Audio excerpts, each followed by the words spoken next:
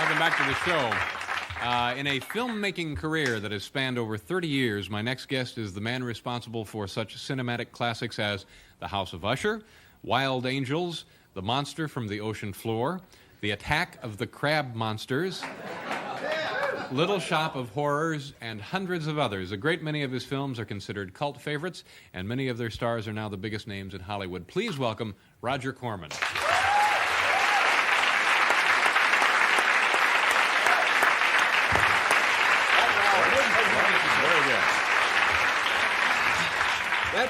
That's an impressive list. We have others. We have Monster from the Ocean Floor, Stakeout on Dope Street, The Battle of Blood Island, Queen of Blood, The Wasp Woman, The Viking Women, Teenage Caveman. Now, there I must break in. The picture Teenage Caveman was never made. I made a picture called Prehistoric World that for one wild week, the distributors changed the title to Teenage Caveman. Mm-hmm. When nobody came, they changed the title back to Prehistoric World. So we can still maybe shoot one later tonight and use the title. The title is still available. It's interesting. You're now, well, how does it feel when people, there are books written about these movies and they refer to you as the king of schlock and they treat these films as being silly? How do you I like react? The guy who laughed out there. Yeah. However, right. How does that affect you?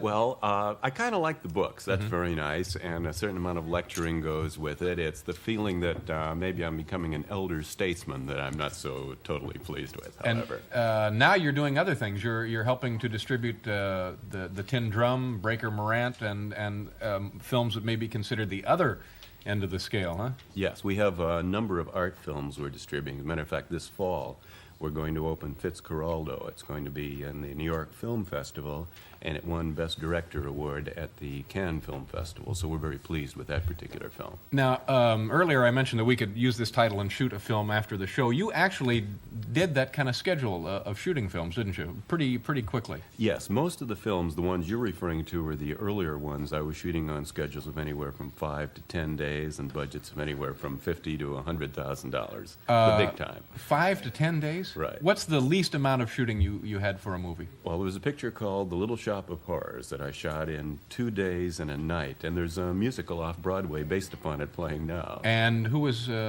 this the one that Jack Nicholson was in? Yes, right. And I believe we have some footage of this particular film, and we might as well take a look at this now. This is, what was the date on this, 1959 or so? In that area, yeah. Little Shop of Horrors, and I think we're actually going to see a bit of Mr. Nicholson in the Roger Corman classic.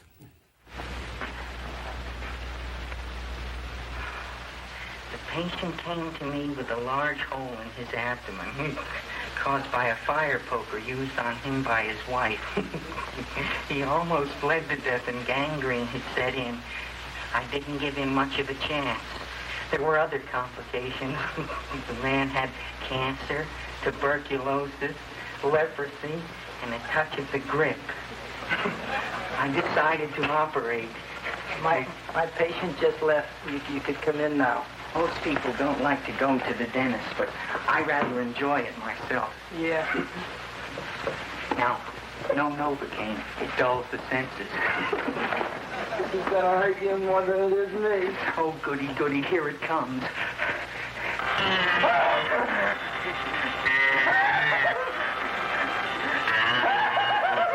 Oh, my God, don't stop now!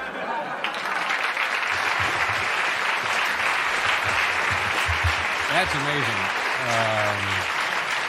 Most of these films actually did really well at the box office, didn't they? Yes, most of them did very well, as a matter of fact. And who were some of the other people besides Jack Nicholson? This must be an endless list, who you used and later surfaced as huge worldwide stars. Well, let me see. Of the actors, there was Bobby DeNiro, Peter Fonda, Bruce Dern, a number of others, the names escape me. A number of directors also. Francis Coppola, Marty Scorsese, Irv Kershner, Peter Bogdanovich, a number of others. Oh, as a matter of fact, Charlie Bronson. I forgot the first picture. Yeah, let's take a look at it. We actually have some photos here. Were you going to go away first? Yeah, we'll come back.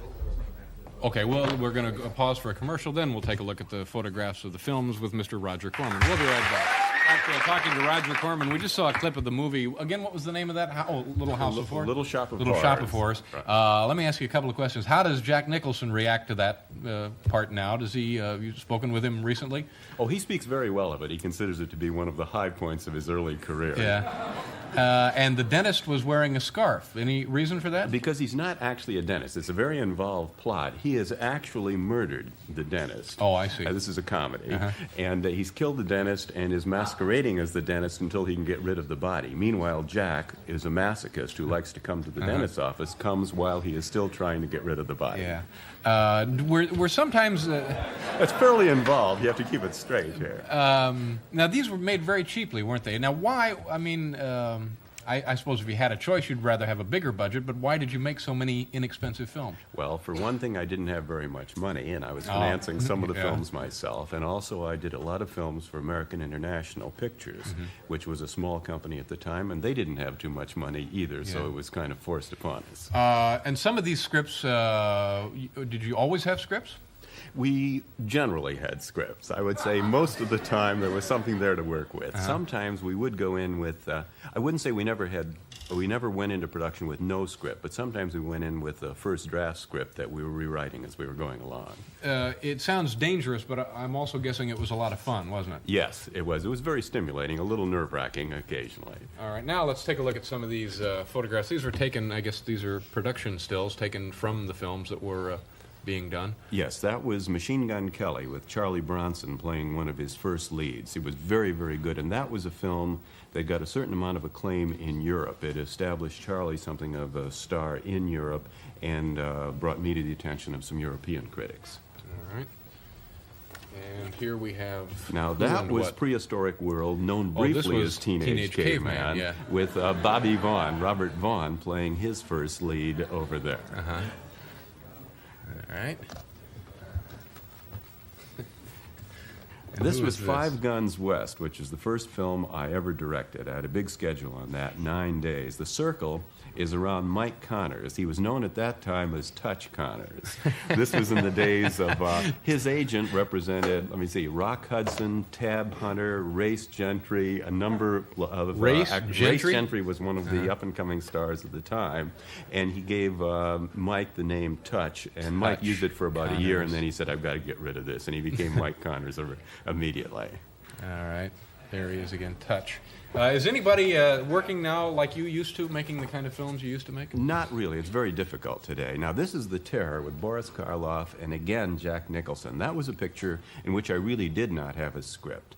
We used the sets left over from The Raven, which I had done for AIP, and Jack was one of the leads in The Raven with Boris Karloff, Vincent Price, and Peter Lorre. And I was supposed to play tennis one weekend, and it rained, and we wrote the script that afternoon and shot that section in 2 days. It's amazing. Now, how long, if somebody went to see one of your films, how long would it be?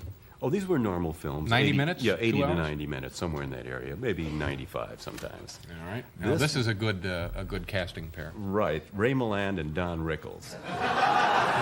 A great comedy team. Now, that was Don's first picture, and weirdly enough, he was very nervous. I never would have believed that one of my jobs as a director would be to calm down Don Rickles and tell him, everything's going to be okay, Don, you're doing fine. You know, these films they're sort of silly now, but everybody has nothing but the highest regard for you and your work, and they're good B movies. I don't know how to explain it exactly, but they're a quality effort for brilliance on a budget is the name of the book, isn't it? Yes. Pretty much. I'll go along with that. All right. This is Bobby DeNiro, the glue sniffer. He played one of the sons of Ma Barker, the great female gangster of the 1930s. That's his mother, Shelley Winters, in the background there. Yeah. And Bobby was working on something of his own. He was ostensibly building model airplanes. Building model airplanes. Right. And as always, kids, don't try this at home. Right, and I think this may be the same film? That's a still of Ma Barker and her 4 sons. Shelley and I cast the sons, and they've all gone on to do very well, and we're very pleased with them. This is Clint Kimbrough, who's become a director on one side, then Bobby Walden, who's on the Lou Grant Show, Don Stroud, who's played more co-star roles than anybody his age in Hollywood, and DeNiro again on the left. Good heavens. They were a very, very good family. Yeah, that's amazing. Now, you some of the directors that you've given work to, their first or second project, have then turned around and cast you in films. You've been in several important movies, haven't you? Right. When Francis Coppola did The Godfather, I was cast as the junior senator on the crime investigating committee, and then I worked a couple of times for a few other directors as well. It's funny, you're such a pleasant man, it's hard to associate you with, well, Attack of the Crab Monsters or The Beast with a Million Eyes, but it's a lot of fun, isn't it? Right, and you never know what's going on in the back of somebody's mind. Now, do you miss...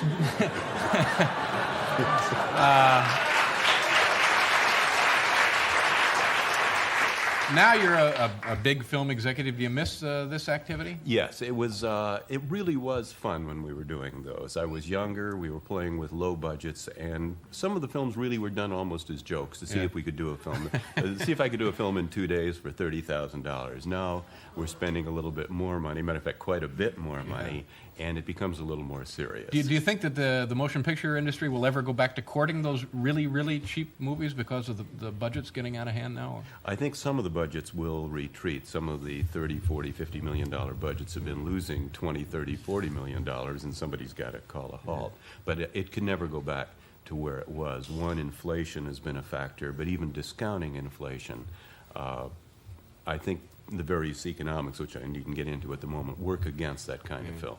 Well, it's a pleasure meeting you. Truly a legend in motion pictures, ladies and gentlemen. Roger Corman. Thank you, Roger. Nice to see you. We'll be back with cult figure Viva.